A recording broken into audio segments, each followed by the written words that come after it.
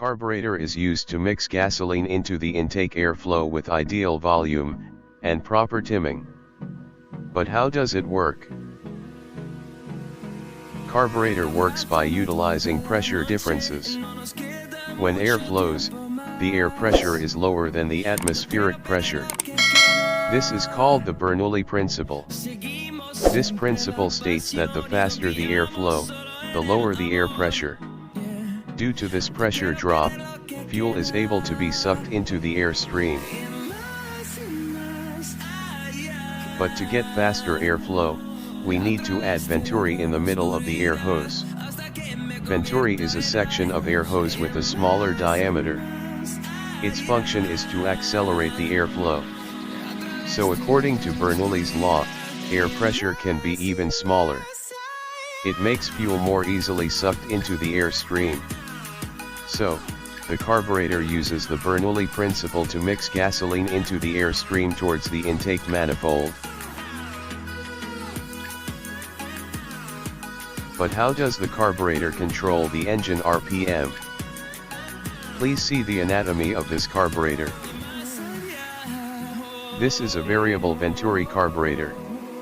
In this type, controlling RPM is done by adjusting the width of the venturi.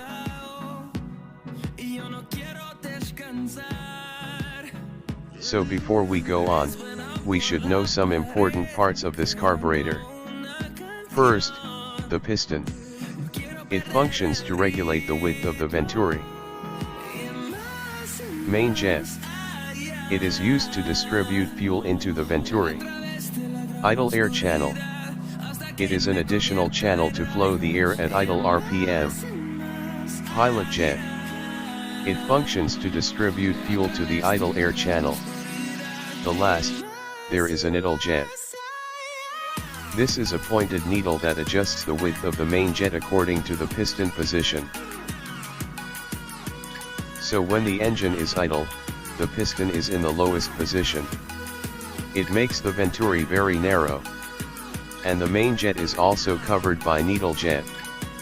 This condition forces air to flow through the idle air channel and fuel out through the pilot jet. When we pull the RPM handle, the piston is lifted. It makes the venturi wider and main jet is open. So that, greater air volume flow through the venturi and fuel also sucked through the main jet. The higher the piston position, the wider venturi will be. The wider the venturi, the greater the airflow. And the result, the faster engine RPM. Then, we know that the fuel tank is higher than the carburetor. Why fuel doesn't overflow? Apparently, there is a float system that makes the fuel doesn't overflow. This system only utilizes float movement to close the fuel from the tank. So, when the fuel in the float chamber is empty, the float goes down and the float needle is open. That makes gasoline fill the float chamber. When the gasoline is full, the float rises and the needle also closes the fuel. So, there is no fuel flow to the float chamber. It makes the gasoline doesn't overflow. When the gasoline in the float chamber decreases, the float drops and the gasoline returns to fill the float chamber.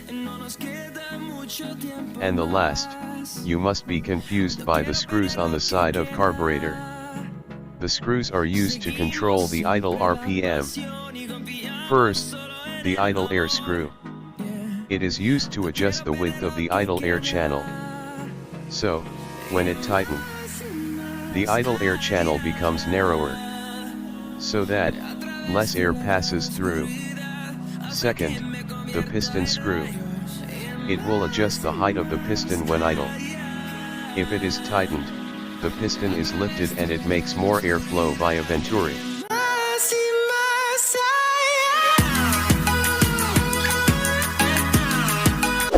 Hopefully useful, and subscribe for more.